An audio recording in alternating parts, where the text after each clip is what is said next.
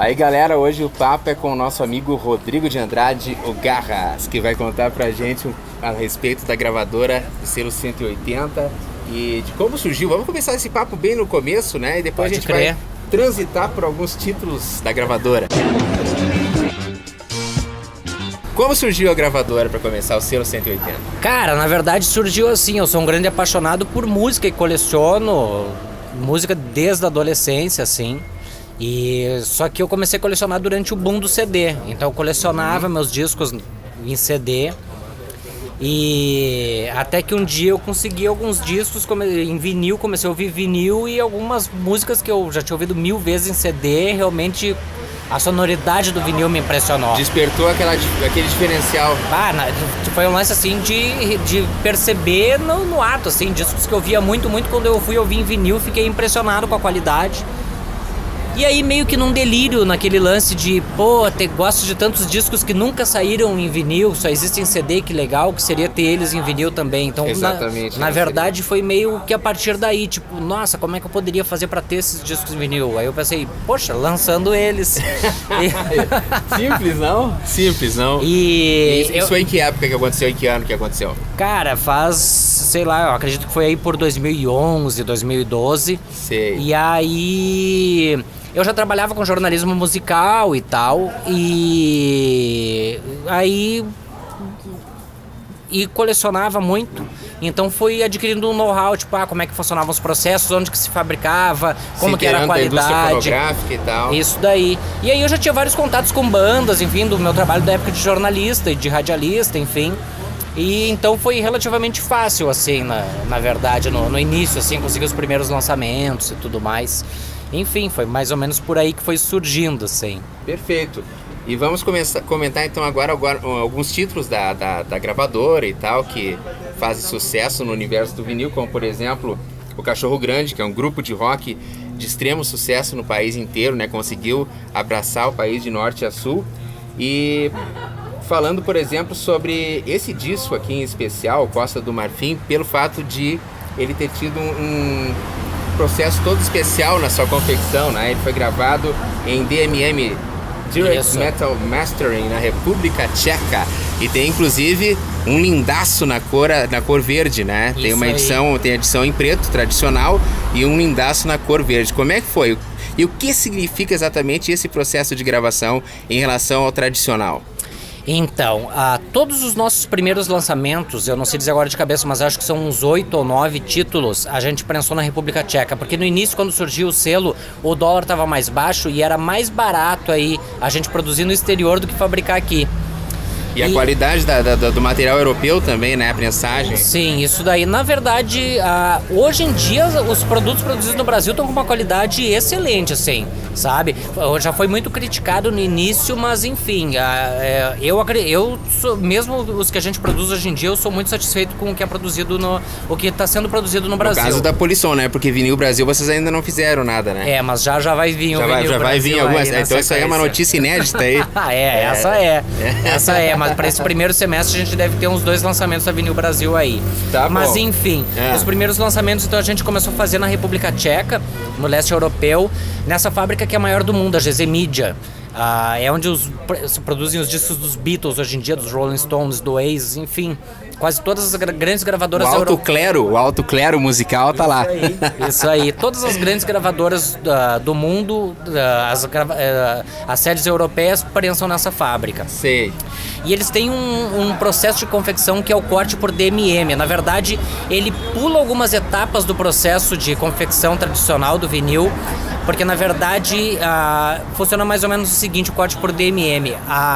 Um computador analisa a onda e já corta, é um processo de nanotecnologia, assim, corta já direto no stamper, sem precisar cortar o acetato para produzir a matriz de metal, para daí produzir o stamper de prensagem. Ele já corta direto na matriz de prensagem e já faz um corte, já analisando a onda para fazer o corte do suco com precisão cirúrgica, assim. A distorção então é quase mínima, zero praticamente. Exatamente. Então, por isso que os discos por DMM normalmente costumam valer muito, assim, né? Exatamente. E no caso então o Costa do Marfim foi um dos últimos que a gente havia pedido para fabricar lá, mas teve um erro na hora de importar e ele ficou um tempo apreendido pela Receita Federal.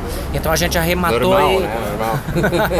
Normal. Na verdade foi um erro bobo, na verdade, na hora de preencher o formulário mesmo, porque ele era um disco duplo, com capa dupla, com encarte duplo, então extrapolava alguns limites ali de peso, de dimensão da carga, enfim, ele acabou 3 anos parado, por isso que depois de uns 8, a gente tinha feito primeiros os lançamentos lá fora, tinha parado de produzir lá fora, começou a produzir no Brasil, e esse é o nosso último lançamento, na verdade, dessa primeira então leva. isso explica então uma dúvida que eu tinha, pois eu consta que o disco foi gravado em 2014, só que eu só vi esse disco a partir do ano passado, né? Exatamente. Então tá aí a explicação. Exatamente, ele ficou 3 anos apreendido, porque ele foi produzido em 2014. Certo, tá? Exatamente. Não, eu tinha pensado, mas eu não sabia esse disco ano passado.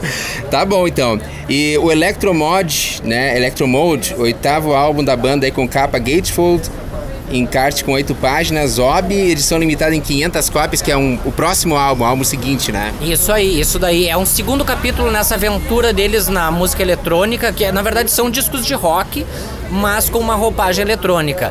Esse é o último trabalho de estúdio da banda, o mais recente, né?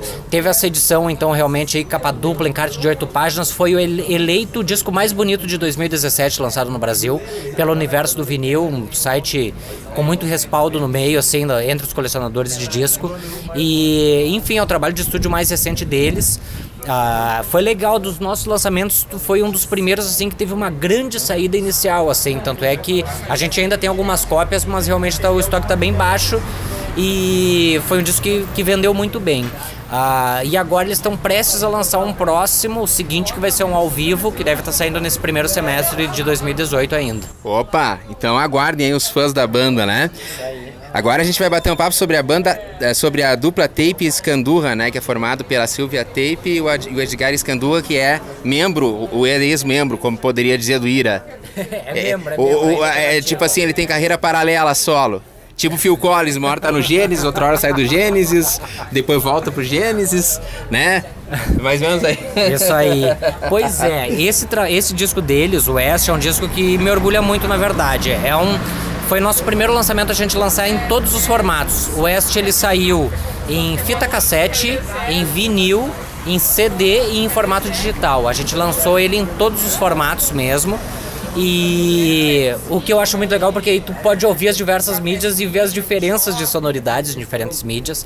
Na minha opinião, é o melhor lançamento até hoje do catálogo do selo, é o que eu mais gosto. O disco que eu mais gosto dos lançados do selo é esse disco, eu acho sensacional. E aproveitando um gancho, já que a gente entrou nessa parte do cassete, o vinil a gente sabe que está tendo uma aceitação maravilhosa, cada vez mais pessoas estão voltando ao vinil, né? Mas e o cassete, como é que tá a situação?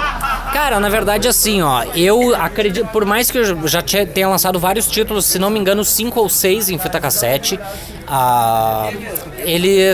é um mercado bem de nicho, muito mais de nicho do que o vinil.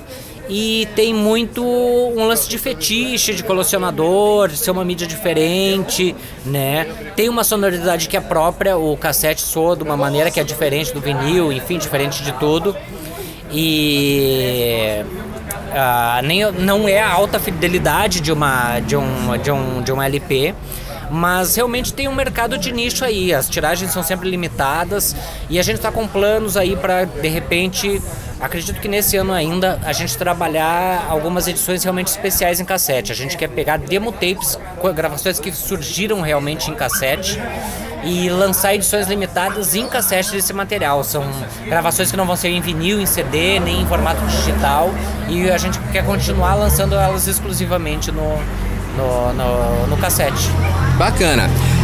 Bom, agora a gente vai dar um tempo, né? E no próximo programa, porque não dá pra contar toda a história em um só programa, no próximo programa a gente vai falar sobre um lançamento que tá dando o que falar, né? Que é o álbum do Raul Seixas, gravado no Festival de Águas Claras em 1981 e somente lançado agora, exclusividade do selo 180, no próximo programa. Então é isso aí, né, Garras? Até o próximo programa. Valeu!